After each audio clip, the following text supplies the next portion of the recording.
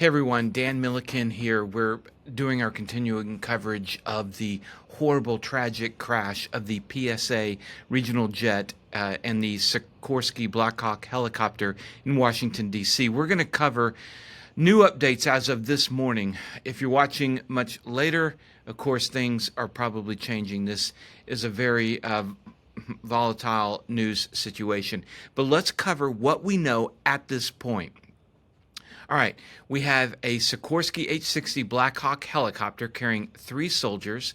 Their call sign was Pat 25, and they were out of Fort Belvoir. The helicopter was part of Bravo Company 12th Aviation Battalion. The other plane was a PSA regional jet, a CRJ 700, operating as American Airlines Flight 5342, had 64 people on board, 60 passengers and 4 crew. They were on final approach to runway 33 when a Blackhawk helicopter, Pat 25, on a military training flight collided with the plane. We're going to get into the audio. We're going to get into the radar as well shortly here. American Airlines 5342 had been on approach to runway 01 at DCA, that's Washington Reagan. And ATC asked if they could circle to land the shorter runway 33, which after a long moment of the flight crew checking their charts and everything else, said yes, they could do that. So they got switched to runway 33. The helicopter was asked if they had a visual on the PSA jet, and they replied on a different radio that they did. Now, we're getting that report from another source. The ATC audio we're about to play for you, you will not hear Pat 25 respond. Militaries sometimes will have different frequencies called up, but they can still talk to tower. It's just not recorded on that main line. All right. DCA, Washington Reagan, has been shut down until 11 a.m. this morning Eastern, so it is closed right now. There's ongoing search and rescue recovery. It's active and has been through the night. There's over 300 search and rescue people that are looking and trying to find any survivors. Unfortunately, at this time, there have been no survivors. There was a major news media outlet late last night reporting that there had been 4 survivors. That is inaccurate. As of right now, no survivors. There were 3 soldiers on the helicopter, so 64 people, 67 here, presumed loss of life. Horrible situation. Also being reported on board the American Airlines Flight 5342 were members of the U.S. figure skating team. They'd had a competition or something in Wichita and were returning. Unconfirmed reports also mentioned possibly some international figure skating team members were on there, including Russia, but we haven't confirmed that yet. Okay, so what I like to do right now is play for you the audio. So give me just a second here to get everything going technically. All right. So here's the audio. And what we have here is what I'm going to play for you first is the initial call out from the tower to the PSA or ATC.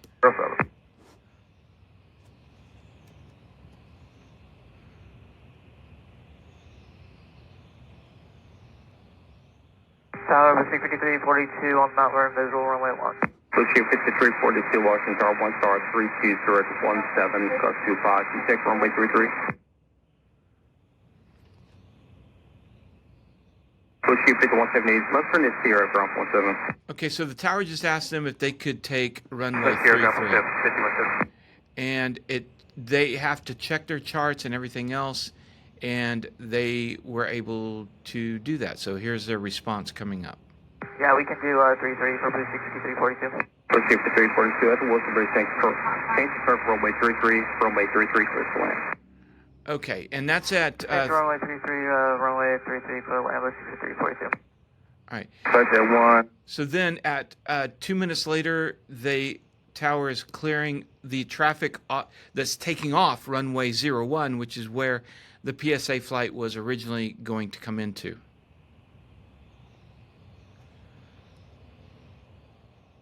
American 16, turn to 1 star 320 to 14, Gulf 25, traffic 2 mile left base runway 33, no delay, runway 1 clear for immediate takeoff.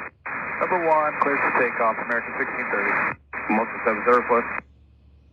All right, so that's American 1361. Most I you say believe. Rockford zone 6. We'll see that when we look at the surveillance footage from the Kennedy Center. You'll see that plane taking off. That's what that one is. Visual 1. Okay, and then that's another plane coming in behind the PSA on a visual for runway 01.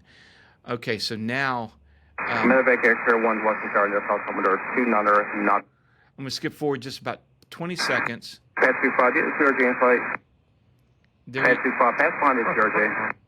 so there you had the tower reaching out to Pat 25 to see if they had the CRJ in sight on a different frequency. The pilot of Pat 25 said they did have the CRJ in sight. American 472, Washington Tower, 1 star 320 And that's the moment, 17:49 minutes after the hour, that we think that happened. You could hear it. I'm still playing real time here.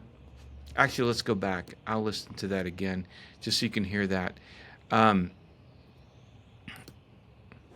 So here's American 4782 by Bath now for a visual. American 472, Washington Tower, 1 star 320 okay. So there was somebody walking on, and then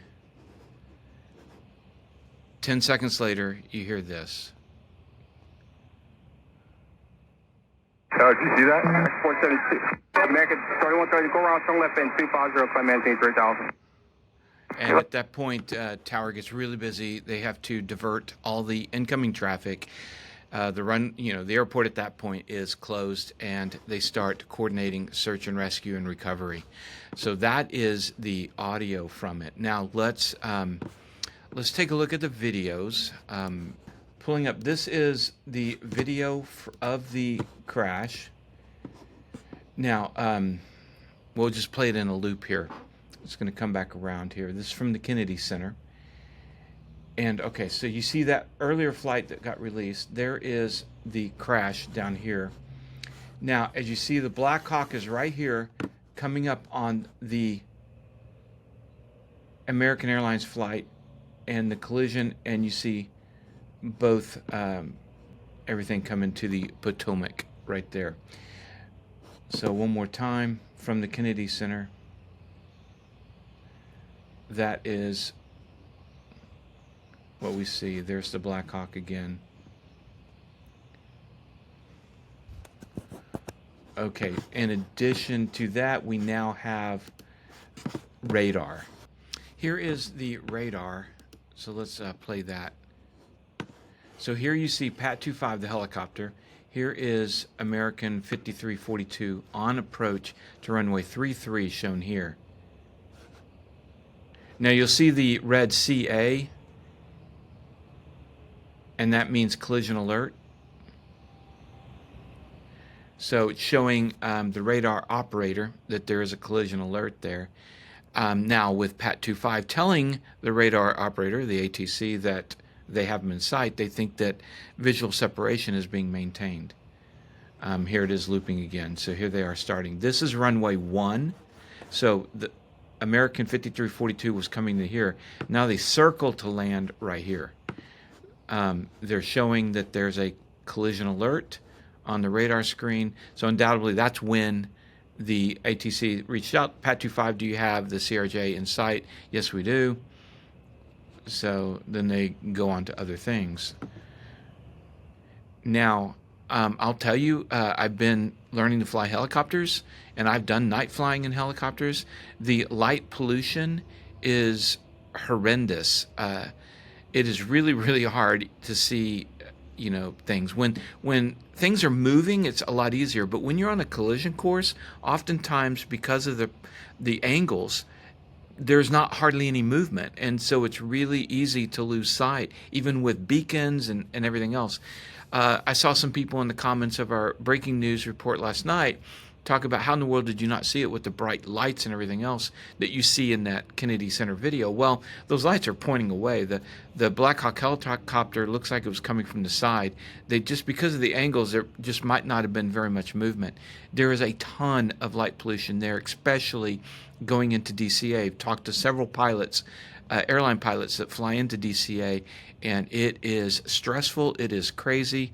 So, yeah, it's a tough situation. What I don't understand is why the military would run training routes right through the final approach, short approach corridor for Washington Reagan. That doesn't make sense. Not sure why they have to travel right there. They're flying at low levels, under 400 feet. And when you're doing that and planes are coming in, I'm sure investigators are going to be looking at that one because that's pretty huge. Okay. Let's talk about TCAS for a minute. And a lot of people have asked about that on the comments or made comments about it. So TCAS is a system that's been put on airliners to help avoid this very type of situation. It was brought about from horrible crashes in decades past and has become a standard with all airliners. And it's a traffic avoidance system, traffic collision avoidance system.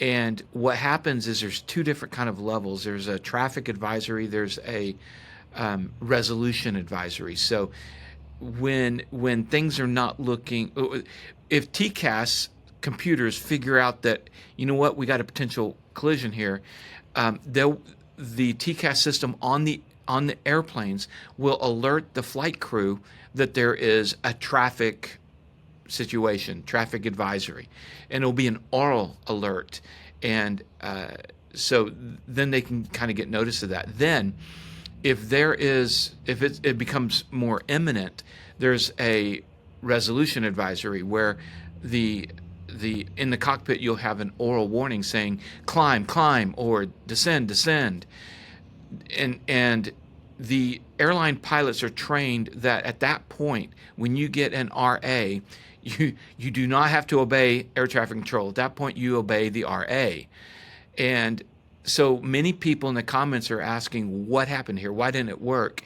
Some are saying, well, the military helicopter didn't have their ADS-B on, which means the TCAS wasn't working. Well, no, that's not true. You just need to have it with one. Obviously from the radar, PAT 25 was showing up, of course, with radar, but reports I have is that they did have a squawk code with the tower. They were under, the watchful eyes of the tower. So that wasn't the issue. The issue is when you descend below a certain altitude, the TA and RA advisories, the oral advisories go away. They're inhibited. So, and this is because when a plane is taking off or a plane is landing, it's going to see all sorts of planes, in taxiing or, standing by to take off. And there's going to be planes everywhere. And if you're on short approach, just, approaching the runway, and all of a sudden you get all these warnings and stuff, it can be disconcerting. So the TCAS system inhibits the warnings below a certain altitude. What I'm reading is that it's 400 feet on descent, 600 feet on takeoff. But that's why the plane was low enough here that the TCAS most likely was inhibited. So, that's what we think. We'll find out more. That's what investigators are going to be looking at. And I have no doubt investigators will be taking a hard, long look at the TCAS system and what happened here, because that's the system that was developed to prevent exactly this type of situation. Pilots going into DCA, it's a high level of stress, very restricted airspace. Pilots have told me that there's been a bunch of military helicopters going in and out down their flight path. And again, I'm sure that the investigators are going to look at, why is it so critical for the military to have a training route right there across short final. I wouldn't be surprised to see that changed, as well as other things. All right, so that's the news that we have on the horrible Midair collision out of Washington, D.C. It's Thursday morning. We'll post more reports as new information becomes available. I want to thank our first responders there who have worked tirelessly through the night in very frigid temperatures in the waters of the Potomac and trying to see if they can rescue anybody. Those are true heroes. So prayers, thoughts for the families of those that are left behind from the 67 individuals. So tragic situation. You guys take care. Stay safe out there.